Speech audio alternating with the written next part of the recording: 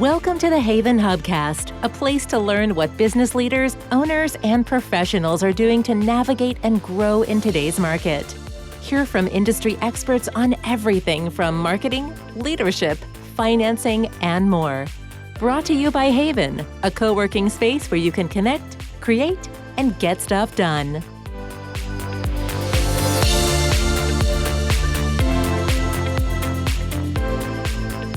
Hello, and welcome to another episode of the Haven Hubcast. I'm your host, Nancy Sheed, and today we are going to be in conversation with Chandler Stroud. Welcome, Chandler. Thank you so much for having me, Nancy. I'm thrilled to be here. For those of you who have maybe not heard of Chandler, she is currently in a new role as the founder and the host of the Healing Heroes podcast. So I feel like she's going to be telling me tricks of the trade in terms of her new podcast, but it's a show dedicated to helping women find peace, better health, and more happiness. It sounds like something we could all use, right, Chandler? That's right. I think every woman can benefit from what we talk about on the show. All right. So that's the open invitation. Before we look forward to where you are now, listeners know I always kind of like to look backwards. You, at the maybe time when you were a younger woman, were you always into health and wellness, or were you career minded? Like, is this coming out of left field, this new career pivot for you? Or what did health and wellness look like to you when you were a younger person? Oh, that is such a great question. And I hate to admit that health and wellness to me as a younger woman was always, how thin can I be? How good can I look?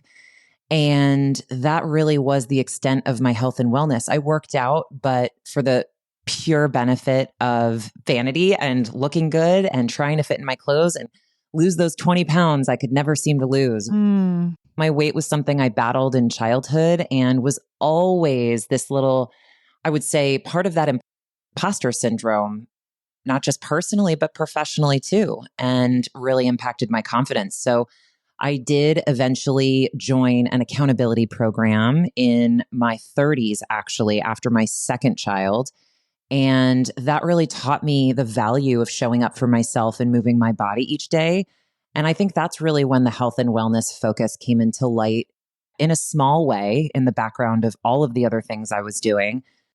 But I would absolutely not say that I was in the health and wellness space. In fact, I've been in the food space. I mean, I worked at Danone, Kraft, Heinz, and then ultimately at American Express, where for 6 of those years, I led the marketing team, the B2B marketing team at Resy, their dining platform. So I was going to all of these amazing chef dinners and eating moly, over the top food. So if anything, the opposite of health and wellness.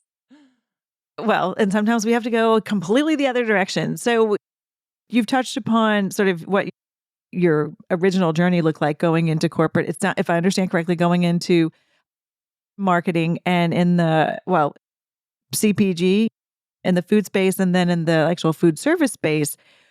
What about that? I just always like to connect all the dots, or I'm sure you have, but what about that industry?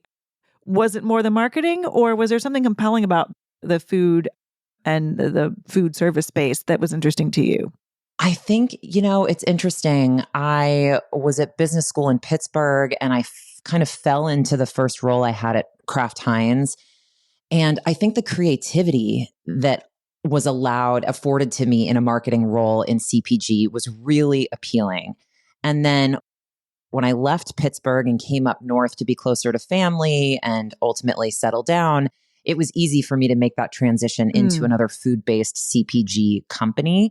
But I will say my time at Resy, I think I was destined to be in food because it's so much more than food. It's about hospitality and about creating that level of customer service. And I would even argue beyond customer service, this feeling of making people feel a part of something bigger than themselves, making them feel welcome around a table, knowing people's needs before they're even able to articulate them. I saw this in so many different ways, working with these incredible world-renowned chefs and how they had become successful. And so I think the hospitality element of food really began to resonate with me in a big way.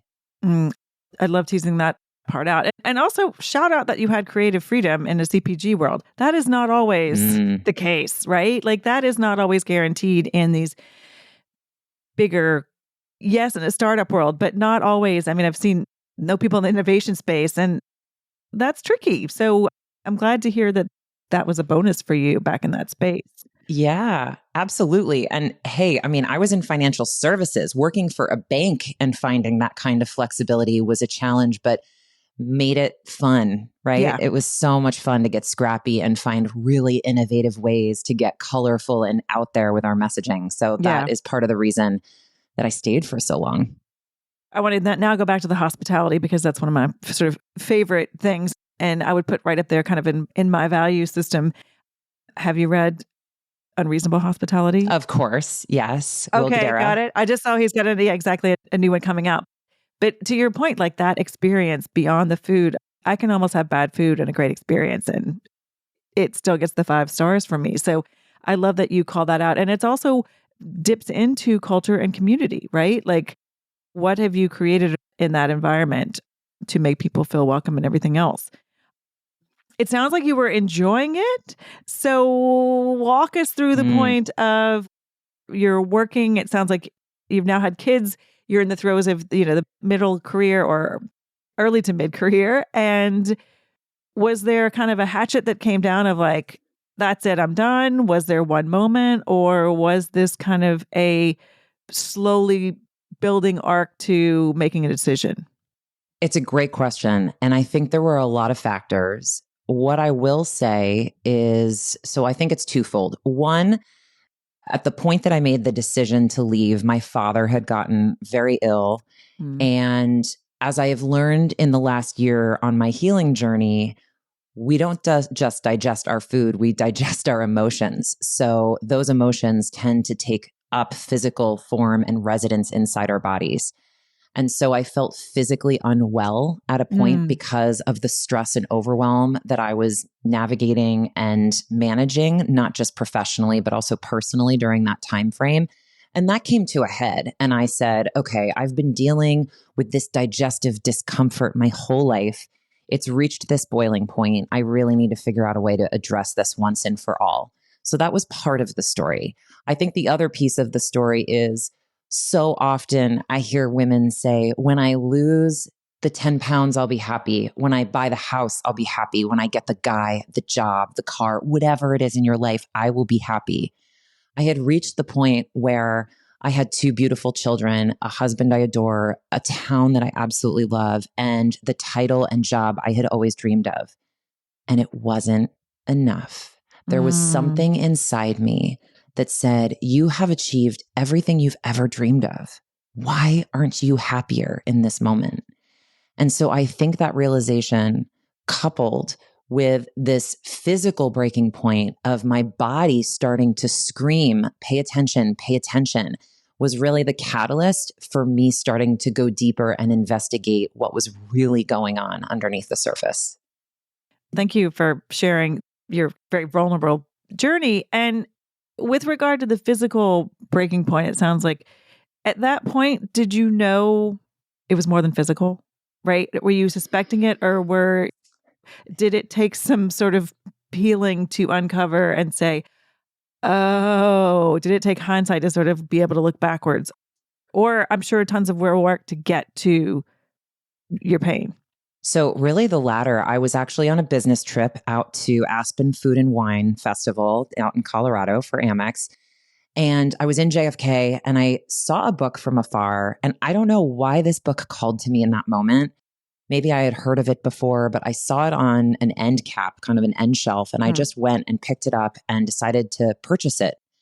And I devoured it on the flight to Colorado. I mean, absolutely devoured it. And that book is The Body Keeps the Score by Bessel Kolk. And in that moment, I realized that maybe, just maybe, my emotional state was keeping me unwell. And that there was more to this feeling of constant digestive discomfort, the anxiety I was navigating and managing at the time, and this feeling that I had always had in my happiest moments of, is this it? Is there more? Why am I not happier? And so all three of those sort of converged in that moment. And I said, there could be something here. And that was really the tipping point for me embarking on this healing journey and what had unfolded from there. I will say, I called a very well-known gastrointestinal doctor in the Connecticut area and did get tested before embarking on this journey just to make sure there was nothing medically wrong with me. And sure enough, all the tests came back pristine. Nothing was medically wrong with me at all. And yet here I was suffering from nearly 40 years of digestive pain, stomach aches, anxiety. And I knew that there was something wrong, but nobody could pinpoint it for me. And that's when I made my first phone call to a therapist. Wow. And at this point, you're still working full time. I kind of want to tease at this point, you're still full time. So this isn't suddenly like, I'm so physically miserable, I'm leaving my job. It's I'm physically miserable. Somebody's going to help. I got to keep finding somebody who can help. And you go to not the typical person because nobody else is helping. You don't have to disclose everything, but walk us through that, if you don't mind, that arch of okay, I'm in therapy. It's going to be a quick fix. I'll be done in 6 months, or which I would say, speaking for myself, sometimes that happens, right? You're like, oh, well, we'll just go for a couple of visits and it'll all be fine. I'm going to assume that wasn't exactly the case in your situation. Can you share more about that? Yeah, I absolutely can. So it was not the case. I am still healing, and I am now convinced that our purpose here on earth is to evolve and heal and just learn as we grow. And so I don't like thinking that there's an end point to healing. I don't think I'll ever say I'm healed, right? I think it's just something you continue to do every day. And I did meet with that therapist because there was, that I could identify knowingly, an experience in my past that I would have labeled a big T trauma. So for those who haven't read The Body Keeps the Score, it's about how trauma impacts our ability to engage with the world around us and how it is remembered in physical tissue.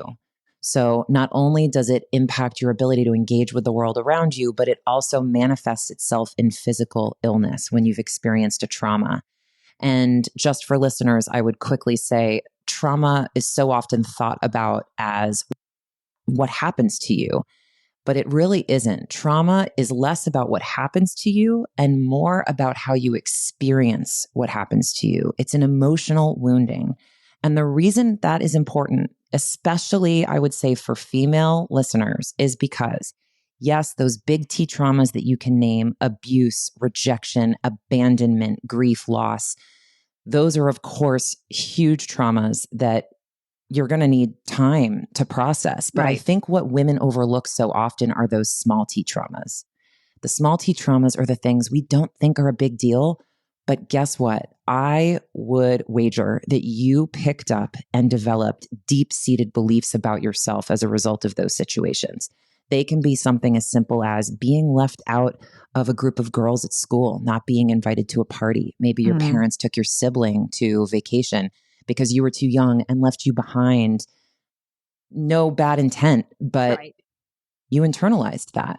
And the reason that's so important is that holds you back in your present day. And that's what I learned from this book. And that's really what unfolded in the many months that I have now spent, not just in therapy, but with all of my healers going deep and learning how to reset and find myself again, that deepest part of myself. And it's been an incredible journey.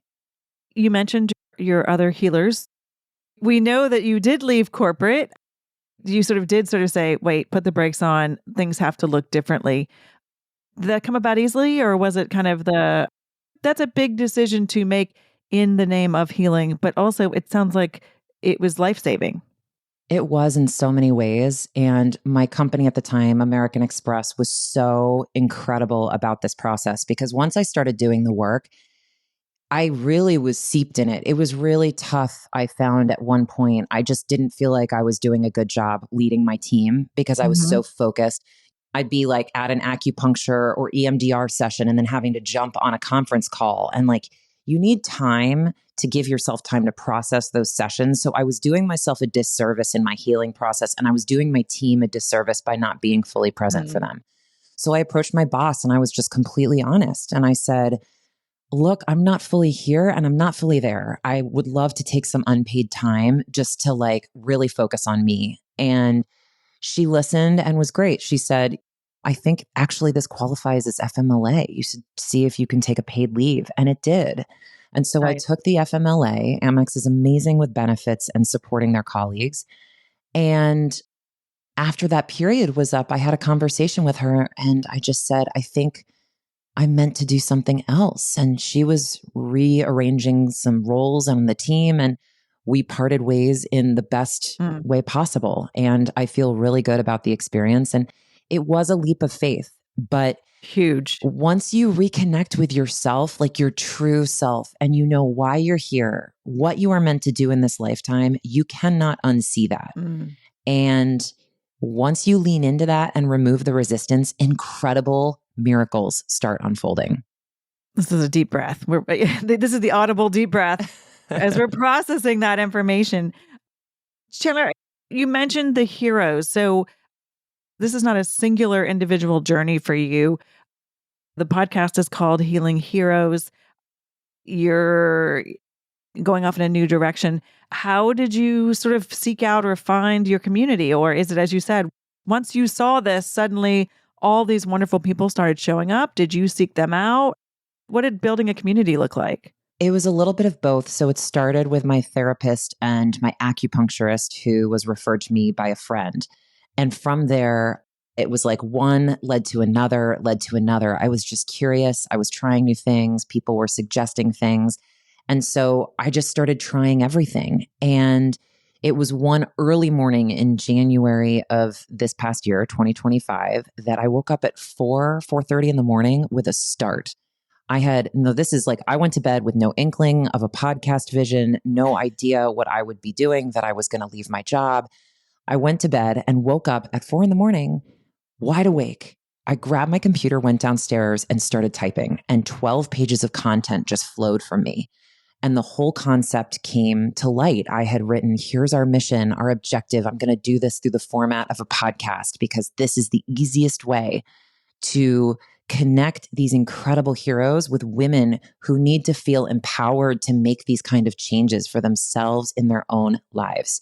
And so once I had that vision, I couldn't turn my back on it. So I approached all 12 of my heroes one by one, asking if they would get involved over many, many weeks. They all said yes, with one exception, understandably. But actually it worked out because she introduced me to someone else who I ended up just falling in love with. And now we are incredibly close. And she is a hero on the show. So there's 12 in total. And that's what makes our podcast model so unique. We are not a revolving door of guests. We are the same 12 heroes. And I interview each of them one-on-one, a different one every week. And it's because I want that character development. I want women to feel like they have a familiar voice, a credible friend in the space that they can turn to when they need to feel less alone and want to know how to make changes in their own life. And so that's how the podcast was born. And we have been on a mission to help women take control of their health and happiness ever since. And it's been incredible. Just so much fun. I'm sitting here taking all these notes, like incredible friend, women take control. You've been in marketing. Is there a particular age, stage, place where women are when they hear this siren call of of you and your heroes?